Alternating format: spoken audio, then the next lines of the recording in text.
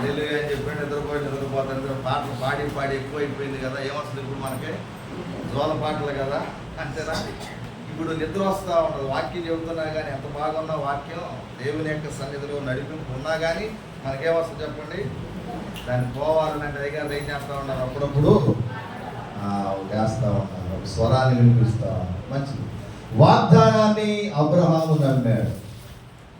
ఇందాక చెప్పినట్లుగా వాగ్దానం ఏమవ్వలేదు, ముసలిది అయిపోలేదు. గుర్తుపెట్టుకోవాలి, వాగ్దానం ఎలాంటిది? నూతనమైనటువంటి. కనుక వాగ్దానాన్ని దేవుని యొక్క సన్నిధిలో అబ్రహాము నమ్మాడు. అలాగనే ఆయన యొక్క వయస్సు 99 సంవత్సరాలు వచ్చినప్పటికీ కూడా 100 వయస్సు వచ్చే సమయానికి దేవుని యొక్క సన్నిధిలో అబ్రహాము అది నమ్మెను కనుక అది అతనికి నీతిగా ఎంచబడింది. ఆయనకు కుమారును దేవుడు అనుగ్రహించగలిగే భాగ్యం ఇచ్చాడు. హల్లెలూయా. నమ్మాలి. ఈ రోజున దేవుడు ఇచ్చేటువంటి ఆ వాగ్దానాన్ని మనం నమ్మాలి. ఏమీ లేదు, అదృశ్యమైనటువంటిది దృశ్యముగా మనకు కనబడుతుందని నువ్వు నమ్మినట్లయితే నువ్వు దేవుని యొక్క కార్యములను చూడగలుగుతావు. హల్లెలూయా. ఏమీ లేని సమయంలో దాన్ని నువ్వు నమ్మినట్లయితే దేవుడు గొప్ప కార్యాన్ని జీవితంలో చేస్తారు. పాల్యాంచు గారు ఆయన ప్రార్థన చేస్తున్నప్పుడు ఆయన ఎదురుగా టేబుల్ లేదా, చాలా మంది వచ్చి అన్నారట, నీ ఎదురుగా టేబుల్ లేదు కదా, టేబుల్ లేకపోవడానికి ప్రసంగం చేస్తున్నావా?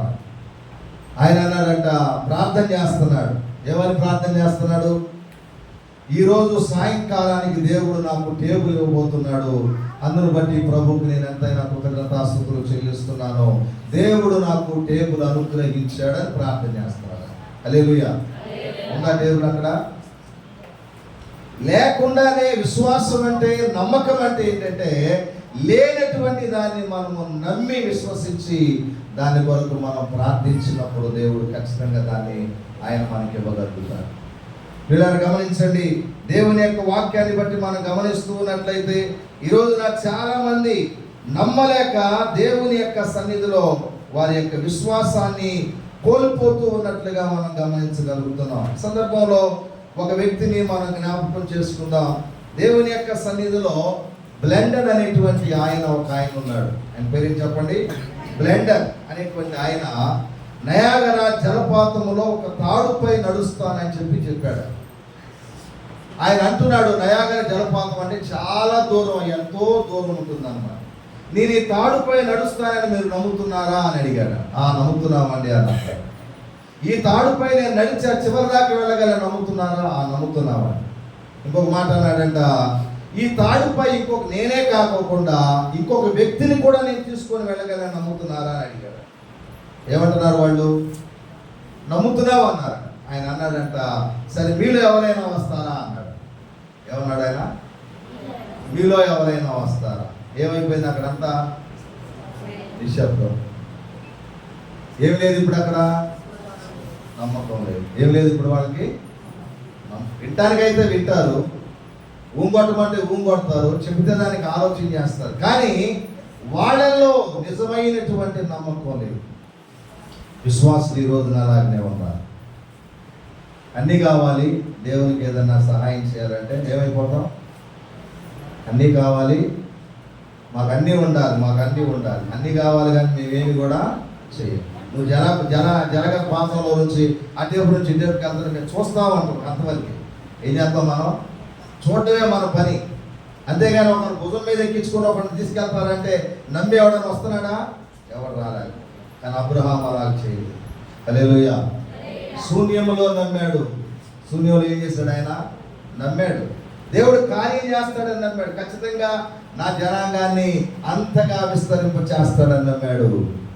నన్ను ఆశీర్వదించిన వారిని ఆశీర్వదించగలిగే కృప దేవుడు నాకు ఇస్తాడని నమ్మాడు. నేను ఎవరినైతే శపిస్తానో వాళ్ళు శపించబడతారని నమ్మాడు. ప్రతి విషయంలో కూడా ఏది లేనప్పటికీ కూడా అబ్రహాము ప్రతిదీ కూడా దేవుని యొక్క సన్నిధిలో నమ్మగలిగేటువంటి కృప దేవుడు ఇచ్చాడు. హల్లెలూయా. దేవుని మహాకృపను బట్టి రాత్రి కాలంలో విశ్వాసులమైనటువంటి మనకు అబ్రహాము ఏ విధంగా అయితే దేవుడు నమ్మాడో సంఘబిడ్డలైనటువంటి మీరు కూడా ఈ రాత్రి కాలంలో దేవుడిచ్చే వాగ్దానాన్ని నమ్ముదురుగాక. హల్లెలూయా. ఆ వాగ్దానాన్ని ఎప్పుడైతే మనం నమ్ముతామో, ఆ వాగ్దానాన్ని ఎప్పుడైతే మనం నమ్మి మనం చేతపట్టుకుంటామో, మన విశ్వాసములో మనం బలపరచగలుగుతాం. మన విశ్వాసములో మనం ముందుకు కొనసాగలిగే పుట్టిస్తాడు. మన విశ్వాసములో దేవుని యొక్క ఆశీర్వాదాన్ని మనం చూడగలిగేటువంటి భాగ్యాన్ని ఇస్తాడు. నమ్మాలి. నమ్మకపోతే ఆ విశ్వాసములో మనం ముందుకు కొనసాగాలి. విశ్వాసములో మన జీవితంలో నమ్ముట వలన మనము దేవుని ఆశ, అబ్రహాము ఎలాగైతే తన ఆశీర్వాదాన్ని దేవుడు అనుగ్రహించాడో అలాగే నీ కుటుంబానికి, నీ సంఘానికి ఆయన దయచేస్తాడు. అలాగే నమ్మడం వలన దేవుని యొక్క కార్యాలు మన జీవితంలో జరుగుతాయి. రెండవదిగా దేవుని యొక్క వాక్యాన్ని చూద్దాం. మనందరికీ తెలిసినటువంటిది. దేవుని యొక్క వాక్యాన్ని మనం జ్ఞాపకం చేసుకుందాం. చూడండి, నిర్గమాకాండము 14వ అధ్యాయం. నిర్గమాకాండము 14వ అధ్యాయం. దేవుని యొక్క వాక్యములో మనం చూస్తే నిర్గమాకాండము 14వ అధ్యాయాన్ని మనం ఒకసారి జ్ఞాపకం చేసుకుందాం. దేవుని యొక్క వాక్యములో 16వ వచనాన్ని మనం చూద్దాం. చూడండి, నీవు నీ కర్రను ఎత్తి ఆ సముద్రము వైపు నీ చెయ్యి చాపి దాన్ని పాయలుగా చేయము. ఇశ్రాయేలీయులు సముద్రము మధ్యలో ఆరిన నేల మీద నడిచిపోదురు. హల్లెలూయా. దేవుని వాక్యాన్ని బట్టి మనం ఇక్కడ చూస్తే మోషేతో దేవుడు ఒక మాట అంటున్నాడు. ప్రజలందరూ కూడా ఐగుప్తు దేశంలో నుండి ఇశ్రాయేలు ప్రజలను ఆయన తోడుకొని వస్తూ ఉన్నాడు. మీ అందరికీ తెలిసినటువంటి విషయమే. అయితే వెనక నొయ్యి ముందు గొయ్యి అన్నటువంటి విధంగా వెనకాల ఐగుప్తీయులు తరుముతూ ఉన్నారు. ఇశ్రాయేలీయులు అక్కడ నుండి మోషేతో మాట్లాడడం ప్రారంభిస్తున్నారు. ఎక్కడ మాట్లాడుతున్నారు చూడండి. ఏమంటున్నారంటే మోషేతో అంటున్నారు, వాళ్ళు తరుముతూ ఉన్నటువంటి పరిస్థితిని చూసి మిక్కిలి భయపడి యెహోవాకు మొరపెట్టి 11వ వచనం అంటారు, అంతటా వారు మోషేతో అంటున్నారు కదా, అయ్యా ఐగుప్తులో సమాధులు లేవనా? ఈ అరణ్యంలో చచ్చడానికి మమ్మల్ని రప్పించావు, మమ్మల్ని ఐగుప్తులను బయటికి రప్పించి మమ్మల్ని ఎందుకు చేస్తున్నావు? మా జోలికి రావద్దయా, నువ్వు ఐగుప్తులకు దాసులుగానే ఉండిపోతాం. మీతో ఉండేదానికంటే కూడా ఐగుప్తు దాసులు అనిపించుకోవడమే మీరు అనుకుంటున్నారు. ఎంత దౌర్భాగ్యం అండి. శ్రమ అనుభవించారు, బాధలు అనుభవించారు, దేవునికి మొరపెట్టారు, దేవుడు మనల్ని విడిపిస్తాడు అనేటువంటి నమ్మకం వాళ్ళలో కలగడం. ఈరోజు సంఘంలో కూడా విశ్వాసులమైనటువంటి మనం కూడా అనేకమైన అద్భుత కార్యాలు చేసినప్పటికీ, అంటే దానికంటే ముందు ఫరో దగ్గరికి వెళ్ళి మోషే చాలా అద్భుతాలు చేశాడు. అవన్నీ వాళ్ళకి తెలిసినప్పటికీ కూడా దేవుని యందు విశ్వాసం ఉంచి నమ్మి మోషేతో ముందుకు వెళ్ళడానికి భయపడుతున్నారు. చూసారా? ఈరోజు మనం కూడా అలాగనే ఉన్నాం. చూస్తున్నామే కానీ నమ్మలేకపోతున్నాం, విశ్వసించలేకపోతున్నాం. అలాగనే వాళ్ళు కూడా అంటున్నారు, అయ్యా మాకు సమాధులు లేక తీసుకొచ్చావా, లేదా ఆ పని చేయలేక తీసుకొచ్చావా, ఈ పని చేయలేక తీసుకొచ్చావా, ఎందుకు మమ్మల్ని ఈ విధంగా నడిపిస్తున్నావా అని చెప్పి అని అన్నారు. అయితే అక్కడ చూడండి, దేవుని యొక్క వాక్యములో మనం చూస్తున్నాం. ఇక్కడ కొన్ని విషయాలు అక్కడ ప్రభు మాట్లాడుతూ మోషే కూడా అంటున్నాడు, భయపడొద్దు, నేడు మీకు కలగజేసిన రక్షణని మీరు ఏం చేయాలంట, వారిని నిలుచుండొచ్చు. విశ్వాసులమైన మనకు దేవుడు ఇస్తున్నటువంటి ప్రత్యేకమైన మాట ఏంటంటే, నేను కలగజేసే రక్షణ మీరు ఊరకనే నిలిచి చూడండి. అది మీరేమి చేయాల్సిన పని లేదు, మీరు ఎలాగ ఉండాల్సిన పని లేదని చెప్పి మోషే అంటున్నాడు కదా. ఈ ఐగుప్తులకి మీద అన్నాడు కూడా చూడదు, భయపడదు. అక్కడ అంటున్న మాట అంటే, యెహోవా మీ పక్షముగా యుద్ధము చేయను, మీరు ఓరకే నిలిచి ఉండి చూడండి. ప్రభువునందు ప్రియమైన దేవుని బిడ్డలారా, అలాగా చెబుతూ దేవుడు మోషేతో మాట్లాడుతూ ఒక మాట అంటున్నాడు, మోషే నీవు నీ కర్రనెత్తి ఆ సముద్రం వైపు నీ చెయ్యి చాపి దాన్ని పాయలుగా చెయ్యి అన్నాడు. హల్లెలూయా. మోషే నమ్మాడా లేదంటే అనుమానించాడండి? ఏమండి, మోషే ఏం చేశాడు చెప్పండి? నమ్మాడా? అబ్రహాము నమ్మాడా? అబ్రహాము నమ్మాను వారి అతనికి ఏమైందంట? ఇక్కడ మోషే కూడా నమ్ముతున్నాడు. వాస్తవమైన ఇది సముద్రం పాయలవుదా? కర్ర చూపిస్తే ఏమండి నమ్మే పనేనా? నమ్మగలుగుతామా ఎవరైనా? ఇప్పుడు మీ అయ్యగారు, మా అయ్యగారు ఉన్నారు, అమ్మా ఎల్లు అని అన్నారు అనుకో, ఏంటయ్యా ఇంత భయంకరమైన పరిస్థితుల్లో వచ్చి ఏళ్ళు అంటున్నాడు ఏంటంటే నమ్మి వెళ్తావా? నమ్మలేము. ఎందుకని?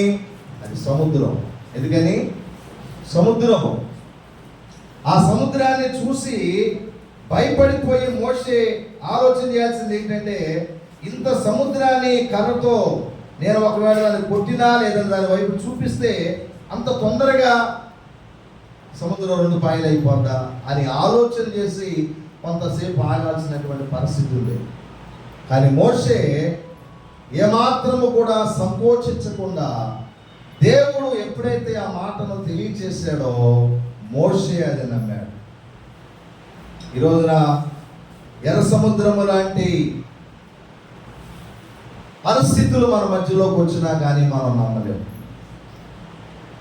2 పాయలుగా దేవుడు చేర్చగలిగినటువంటి స్థితి దేవుడు మనకు అనుగ్రహించిన మన జీవితంలో ఎదురుపడే ఎర్ర సముద్రము లాంటి ఆటంకాలు మన జీవితంలో వచ్చినప్పటికీ దేవుడు చేర్చగలిగినప్పటికీ కూడా దాని నుండి మనం గమ్యానికి నడిపించగలుగుతాడనేటువంటి విశ్వాసం ఈ రోజున విశ్వాసుల మధ్యలో లేకుండా పోయింది. ఆయన మనలను నడిపించగలడు. యెహోవా యుద్ధం ఎవరు చేస్తారంట? యుద్ధము యెహోవాదే.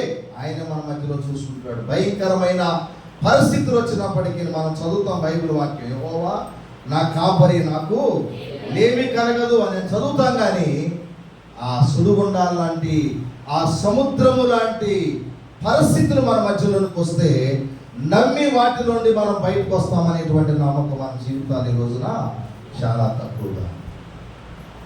దేవుని బిడ్డలారా, మోషే ఎప్పుడైతే ఆ వాక్యాన్ని బట్టి దేవుడు చేసినటువంటి ఆ మాటను బట్టి నమ్మాడో వెంటనే ఆ కార్యం చేస్తున్నాడు. 21వ వచనంలో మనం చూస్తున్నాం, చూడండి. మోషే సముద్రము వైపు చెయ్యి చాపగా యెహోవా రాత్రి అంతయు బలమైన తూర్పు గాలి చేత సముద్రమును తొలగించి దానిని ఆరిన నేలగా చేసెను. హల్లెలూయా. యుద్ధము యుద్ధము యెహోవాదే, యుద్ధము యెహోవాదే, యుద్ధము యెహోవాదే, యుద్ధము యెహోవాదే. రాజులు మనకెవ్వరు లేరు, శూరులు మనకెవ్వరు లేరు, రాజులు మనకెవ్వరు లేరు, శూరులు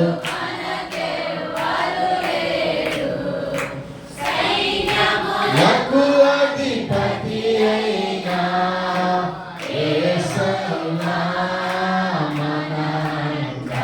హల్లెలూయా. యుద్ధం ఎవరు చెప్పండి? యెహోవాదే.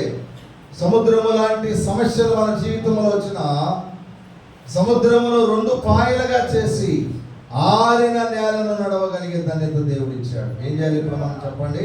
నమ్మాలి. ఏం చేయాలి చెప్పండి? నమ్మాలి. దేవుడు మనకిచ్చేటువంటి మాటను, దేవుడు మనకిచ్చే ఆ వాక్యమును, దేవుడు మనకిచ్చేటువంటి ఆ వాగ్దానాన్ని నమ్మాలి. నమ్మకపోతే నీ జీవితంలో సముద్రం అలాగే ఉండిపోతాయి. నమ్మకపోతే సముద్రము లాంటి సమస్యలు నీ జీవితంలో అలాగే ఉండిపోతాయి. నువ్వు అక్కడే ఆగిపోతావు, సాగిపోవడానికి అవకాశము ఉండదు. ఈరోజు నా ప్రియ దేవుని బిడ్డలారా, నువ్వు సాగిపోవాలంటే ఎవరు నమ్మాలి? మనము ప్రభు అయినటువంటి యేసుక్రీస్తుని నమ్మాలి. ఆయన ఇచ్చే వాగ్దానాన్ని నమ్మాలి. ఆయన ఇచ్చేటువంటి ఆ వాక్య ప్రకారమైనటువంటి మాటలను నమ్మాలి. మోషే నమ్మాడు, ఏమాత్రం సందేహించలా. మోషే వెంటనే దేవుడు ఏదైతే ఆయన చెప్తాడో ఆ కార్యాన్ని జరిగిస్తాడు కనుక ఆ మాటను నమ్మాడు, ఆ ప్రకారంగా చేశాడు. వాళ్ళు ఆరిన నేలను నడవగలిగేటువంటి ధన్యత దేవుడు ఇచ్చాడు. కొన్ని విషయాలు ఇక్కడ మనం చదువుకుంటూ వెళుతున్నట్లయితే 31వ వచనం వచ్చేసరికి అక్కడ అంటాడు, గొప్ప కార్యమును ఇశ్రాయేలు చూచిరి కనుక ఆ ప్రజలు యెహోవాకు భయపడి యెహోవా యందును ఆయన సేవకుడైన మోషే యందును నమ్మిక ఉంచిరి. హల్లెలూయా. ఎవరి మీద నమ్మకం ఉంచారని చెప్పండి. యెహోవా యందును, రెండవది సేవకుడి యందు. ఎవరి మీద నమ్మకం ఉంచారు చెప్పండి. ఇప్పుడు మనం దేవుని మీద నమ్మకం ఉండాలి. రెండవది ఎవరి మీద ఉండాలి? సేవకుల మీద నమ్మకం. సేవకుల మీద నమ్మకం ఉందా ఈరోజు? సేవకుడు అంటే భయం ఉందా? విశ్వాసులే. అయ్యగారిని చూసినా కానీ పెద్ద పలకరించేవాళ్ళు చాలా తక్కువ. ఒక ఆయన నన్ను చూసి అన్నాడు, నమస్కారం అండి అని అనేసాడు. ఏమన్నాడు? నమస్కారం అండి, ఇట్లా నమస్కారం అన్న. అయ్యా నమస్కారం, మళ్ళీ నమస్కారం అన్నా, మళ్ళీ నమస్కారం అండి అన్న. ఎప్పుడు చూసినా కానీ ఇదే నమస్కారం అన్నా. నాకు వెళ్తమే. నేనే ఆ కుర్రోడ్ని తీసుకొని పెట్టా టీంలో. నేనే టీం లీడర్గా పెట్టేవాడిని. నమస్తే అన్న అన్నాడు. నమస్తే అంటాను. అట్లాగనే ఆ టీమే వదిలిపెట్టేసి వెళ్ళిపోయాడు. ఎవరి మీద నమ్మకం వచ్చలేదు ఆయన.